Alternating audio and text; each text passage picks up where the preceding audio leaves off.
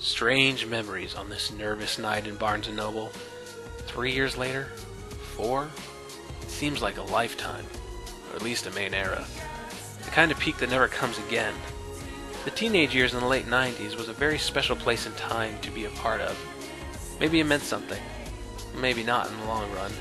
But no explanation, no mix of words or music or memories can touch that sense of knowing that you were there and alive in that corner of time in the world. Whatever it meant.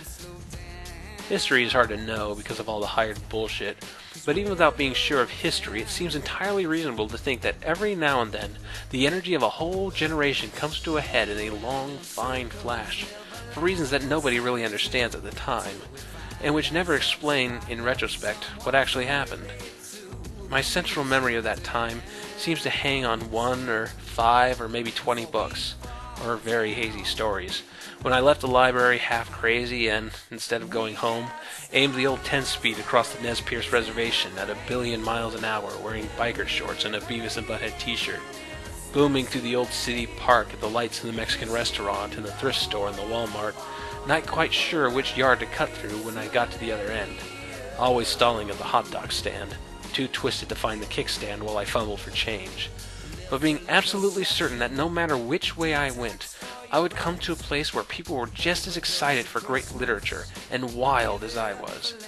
No doubt at all about that. There was madness in any direction at any hour. If not in the library, then in homeroom or at a friend's house. You could strike sparks anywhere. There was a fantastic universal sense that whatever we were reading was right.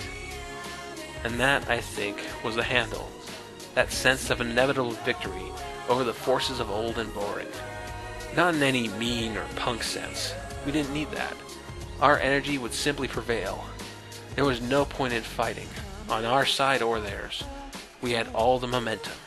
We were riding the crest of a high and beautiful wave. And now, some years later, you can go to the non-fiction part of the library and look towards the door. And with the right kind of eyes, you can almost see the high water mark. That place where the wave finally broke and rolled back.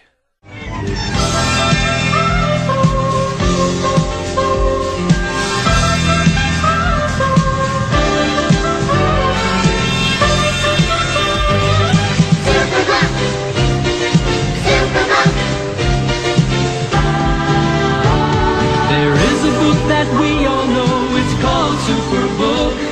It shows us all the places that we want to go and look. Superbook,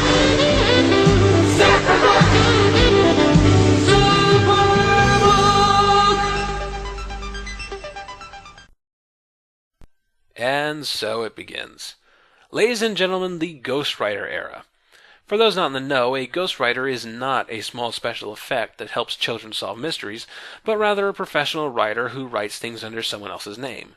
The reason for this might vary, though for a monthly series like Animorphs, ghostwriters are often used to keep production up to speed, as any number of books can be written at the same time. Specifically for the case of Animorphs, Ghostwriters was brought in because Kay Applegate was starting to focus on a new book series, Everworld, which is going to get its day in the sun on this channel eventually, plus the premature birth of her son meant she didn't have the time to keep up with deadlines. So from this point forward, Kay Applegate will only personally wrote 4 more books in the main series, as well as the remaining Megamorphs and Chronicles books. This is not to say that she wasn't hands-on for the other books. She wrote detailed outlines for the ghostwriters to follow and made edits afterwards to make sure everything fell into place. Catherine Applegate and Michael Grant both got their start as ghostwriters, so they already knew the process in depth. So it wasn't as if the world was ending with this change-up. That said, there does seem to be a noticeable drop in, well, I won't say quality, more like cohesion. You can feel the subtle difference in prose style. You can tell when a certain author doesn't quite understand certain characters or aspects of the series, and so on. Oh, the series still thrives. There are still some excellent ghost-written books. But things are going to be different around here. But not today, because number 25, The Extreme, written by Jeffrey, kicks the ghost-written era off with a high note. Our book opens with Marco recounting his failed date with Marion, a girl from his music appreciation class. Music appreciation. This must be one of them fancy schools that can afford to pay teachers for classes like that. Schools with things like drinking fountains that don't taste like silt. God, I grew up in Hillbilly Central. Still, the fact that Marco would participate in such a class makes sense, since it probably requires minimal homework and study. It's an easy A elective, and you need as many of those as you can get when you moonlight as a superhero. Anyway, Marco went to the concert with this girl, where he fell asleep and more or less aborted the relationship before it could get off the ground. When talking about this with Cassie, she reveals that the rest of the Animorphs trailed Marion to make sure she was year clean. I'm not sure if this is a lack of faith in Marco's ability to keep quiet, or if the Animorphs think the Yeerks have resorted to just bonking random people on the head and infesting them. Guys, these aren't the TV Yeerks. They wouldn't do such meaningless things. That's when Eric King shows up to deliver some intel. It seems that the Yeerks are looking to use human satellites to broadcast Kandrona rays from a secure location, meaning any body of water could potentially be turned into a Yeerk pool. This is weird science, though internally consistent with what we've seen thus far. I mean, the original Kandrona machine was in the EGS tower, or whatever that is, and that was nowhere near the Yeerk pool. It's just, the usefulness of this is questionable. It's not like the sudden inclusion of Kandrona rays is going to grow Yeerks in your swimming pools. In order for the Yeerks to use any converted water source would require them to take control of the surrounding area. And if they do that, why don't they just convert the body of water into a Yeerk pool manually? And isn't a Yeerk pool more than just Kandrona? Isn't there other things Yeerks need to absorb, just not with as much urgency? It would require physical treatment anyway. At best, the Yeerks would be speeding production up on new Yeerk pools by a really tiny fraction. Still, the Animorphs know they need to stop this, so they decide to destroy the satellite station from which the Yeerks could project from.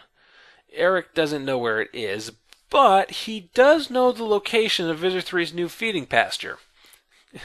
What kind of mixed-up security clearance do the Chee have when they can find all the details of this Yeerk plot except its location, but instead can get the location of the leader of the Earth invasion even after an assassination attempt on him has been made? Oh well, the Animorphs decide to go to the pasture and hitch a ride on Visor 3's body and Flymorph, which will hopefully lead them to the station or somewhere where they can get the information themselves.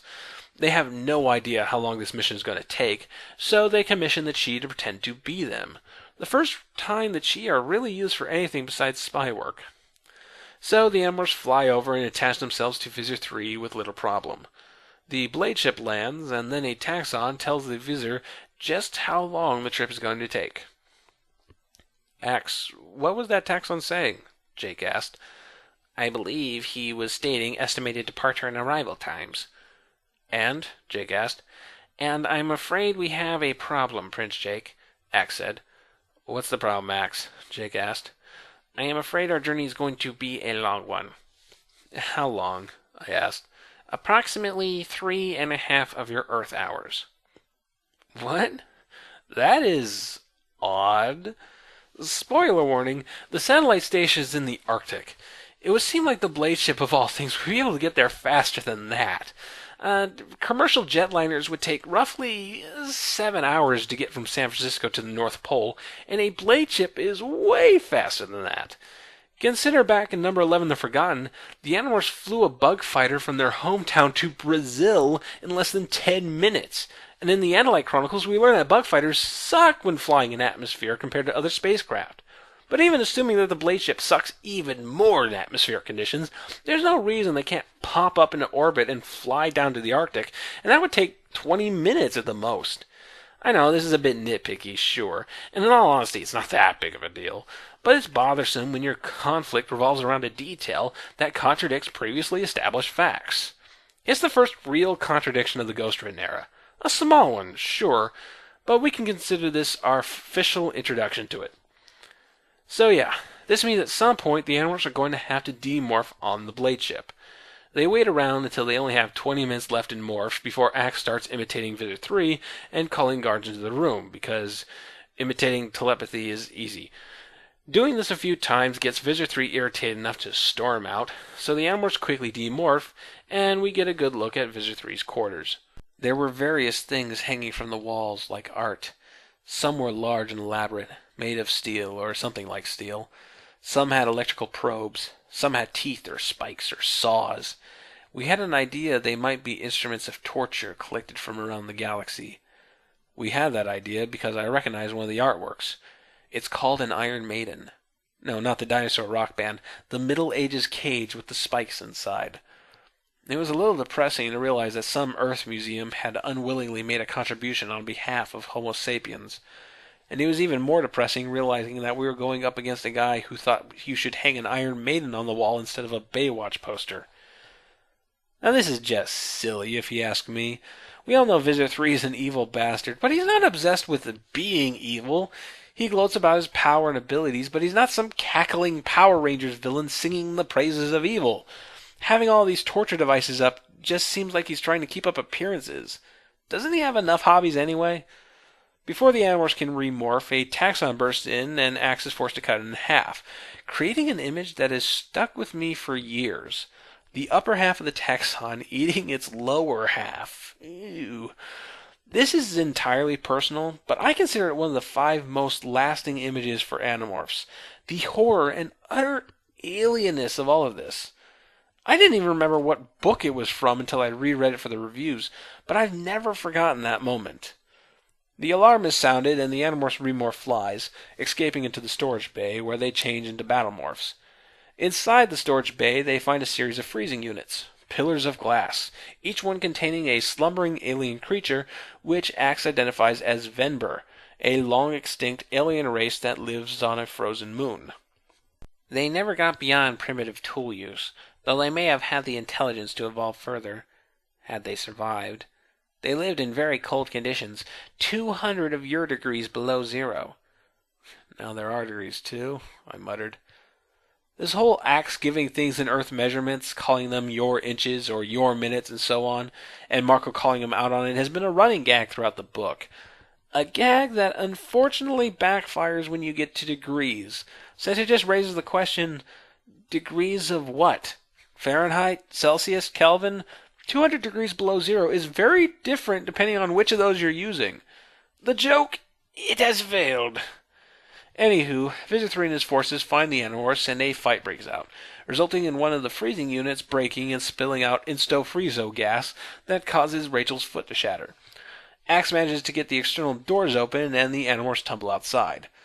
Thankfully, the blade ship was hovering low at the point, and the Animorphs are dumped out into the North Pole. It's cold. Oh, fuck, is it cold!